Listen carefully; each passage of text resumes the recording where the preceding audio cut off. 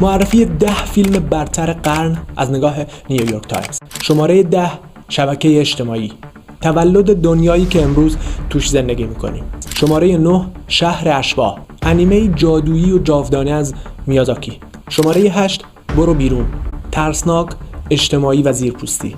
شماره 7 درخشش ابدی یک ذهن پاک، عشق و حافظه در قالب شاعرانه و تخیلی. شماره 6 جایی برای پیرمردها نیست، خشونت تلخ و بیرحم دنیای واقعی. شماره 5 مهتاب، داستان بلوغ، هویت و جامعه. شماره 4 در حال و هوای عشق، عاشقانه‌ای اسلو و جاودانه. شماره 3 خون به پا خواهد شد، جاه طلبی، قدرت و فریب.